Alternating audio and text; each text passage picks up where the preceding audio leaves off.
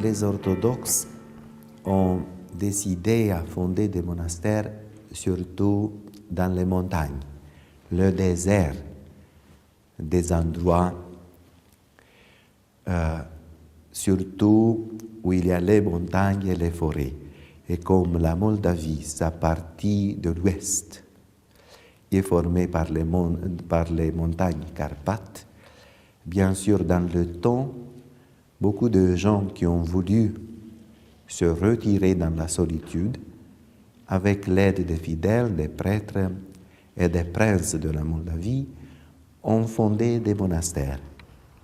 C'est pour cela, comme une conséquence de l'histoire, il y a actuellement aussi un assez grand nombre de monastères qui sont situés à l'intérieur de la métropole de la Moldavie. Le nord-est de la Roumanie est également appelé le pays des monastères.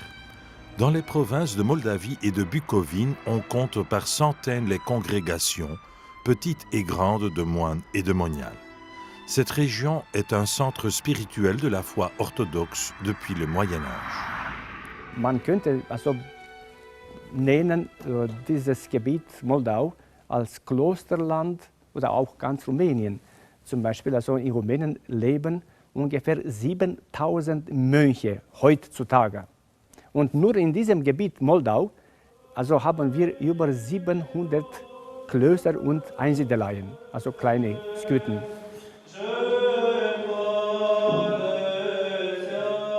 Les monastères ont toujours été fort dépendants des détenteurs du pouvoir local.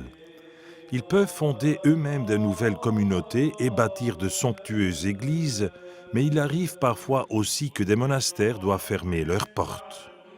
Mais c'est dommage qu'en XVIIIe siècle, beaucoup de monastères de cette région ont été fermés. Presque 200 ans, cette région a été devenue a été beaucoup de froid sur la spiritualité, mais ça a montré les gens de garder la foi dans leurs âmes. C'est bien pratiquer la foi chrétienne orthodoxe ici dans la période d'occupation autrichienne, dans les paroisses, dans les villages, et ça c'était bien.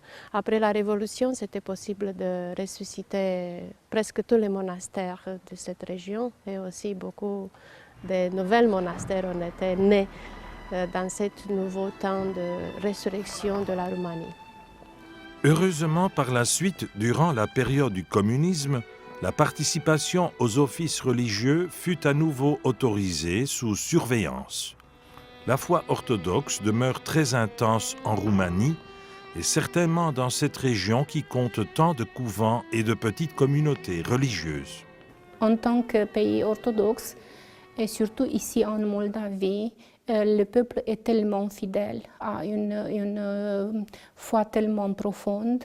Ils ont beaucoup d'enfants et la plupart des familles considèrent qu'il y a un honneur qu'au moins une fille ou un fils suivent la vie de Jésus. C'est pourquoi il y a pas mal de monastères, il y a pas mal de moines et de moniales aujourd'hui, parce qu'ils sont venus avec tout leur cœur en cherchant de vivre en suivant la vie de notre Seigneur.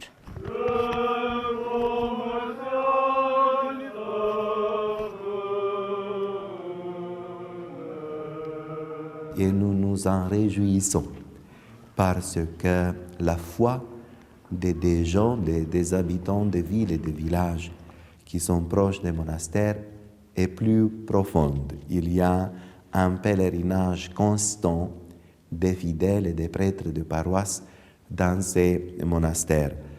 D'un côté parce qu'ils sont très anciens, ils sont d'une beauté particulière, et à cause du fait que les moines essayent d'accomplir leur devoir, c'est-à-dire de prier pour eux-mêmes, pour les gens qui les aident et les plus profonds pour le monde entier. Et les gens ressentent cela, ressentent cette prière constante.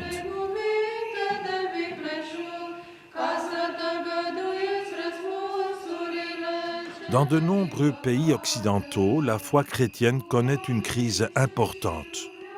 Mais ici, en Roumanie, qui fait aussi partie de l'Union européenne, l'Église orthodoxe connaît une véritable renaissance. Voilà qui doit donner du courage à tous les chrétiens d'Europe. Partons à la découverte de 5 monastères de la région. À Putna, le père abbé accueille notre équipe TV pour une brève prise de connaissance avec sa communauté. Sunt stareț al Sfintei Mănăstiri Putna din anul 1992. În mănăstirea noastră, după Revoluție, au venit foarte mulți tineri și, aș spune, tineri cu pregătire. În ziua de astăzi suntem în jur la 100 de viețuitori și mănăstirea are în subordine încă 2 schituri. Mănăstirea Putna a fost construită de Maria sa Ștefan cel Mare, în anul 1466 și a fost sfințită în 3 septembrie 1469. Dintr-un început, el și-a ales mănăstirea Putna ca să fie necropolă voivodală, aici să fie înmormântat. Deci, la Putna se află mormântul Sfântului Ștefan cel Mare din 2 iulie 1504, când a fost înmormântat.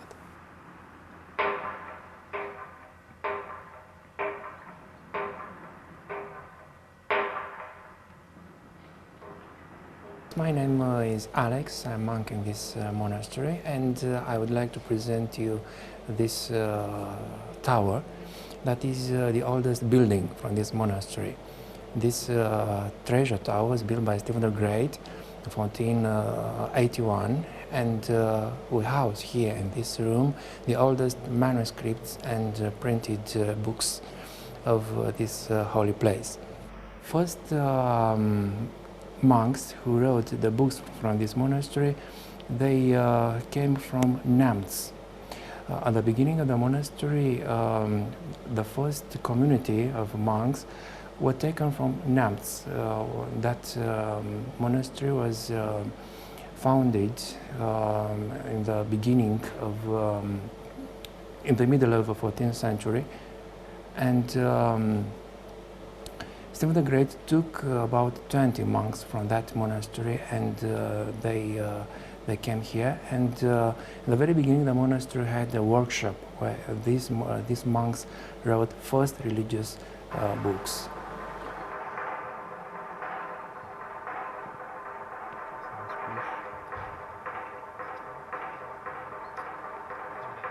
This monastery is most famous because it is full of history. In the church we have buried 3 rulers of Moldavia: Stephen the Great, Bogdan III, and Stephen the Young, then their families. La période du règne d'Étienne le Grand fut déterminante pour la vie religieuse en Moldavie et en Bucovine. À chaque victoire importante sur les envahisseurs, il accomplit une promesse importante. Stephen the Great had 36 battles, against, the most of them against Ottomans or their friends. And after every battle, he had this custom to build a church in order to thank to God for his help. And the monastery of Putna was built after victory of Stephen the Great at Chilia, a fortress next to the Black Sea. Iar poetul național, Mihai Eminescu, a spus despre mormântul lui Ștefan că este altar al conștiinței naționale, iar Putna, Ierusalim al neamului românesc. De aceea la Putna se întâlnește dragostea de neam și de țară cu dragostea față de credința strămoșească și de valorile strămoșești.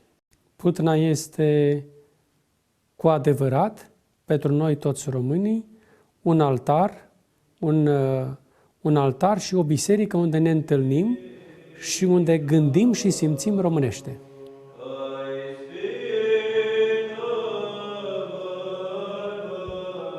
De Putna, nous nous rendons à travers le magnifique paysage roumain avec ses petits villages et ses maisons typiques jusqu'au couvent des Sœurs de Varatec.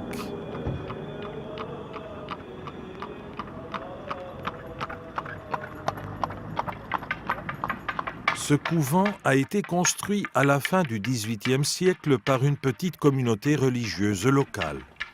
Une sœur et un prêtre ermite reçoivent la même vocation divine de fonder ici à Varatek une communauté monastique.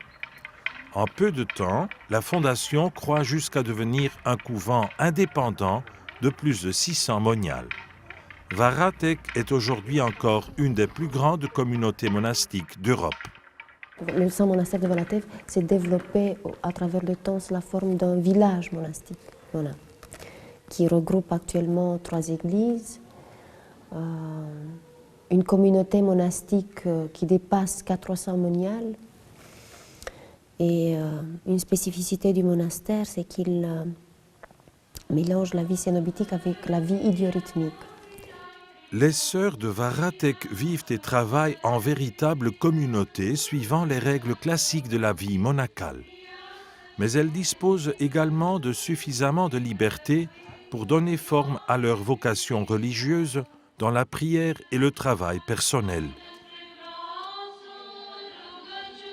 Dans l'espace de Varatek, donc, nous avons un temps de prière communautaire, un temps de prière individuelle en cellule et un temps, bien sûr, de travail qui nous aide à se détacher, en quelque sorte, des autres. C'est pour cela qu'on privilégie plutôt le travail manuel qui laisse une liberté assez grande à l'esprit de s'envoler dans la prière. Durant notre visite, les sœurs accueillent les reliques de Saint Maxime le Confesseur. À l'occasion de la grande fête orthodoxe qui se déroule dans la ville voisine de Iași, les reliques sont apportées dans les différents monastères par les moines du mont Athos pour la vénération.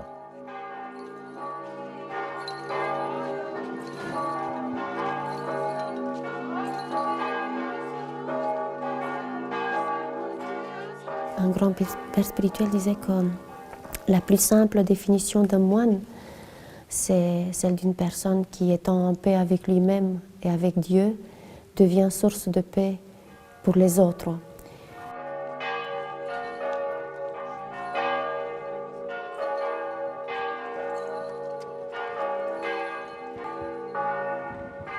Donc, la plus significative image, ce serait celle de la Sainte Croix. Le moine porte une Sainte Croix invisible et en même temps, sur la verticale, il essaie de garder une relation constante avec Dieu et sur l'horizontale, il essaie de partager et se partager avec ses semblables. Et donc l'image de la Sainte Croix peut-être qu'est l'image la plus explicite de la vie d'un moine, qui se répand à tous les niveaux de la vie, et intérieure et extérieure.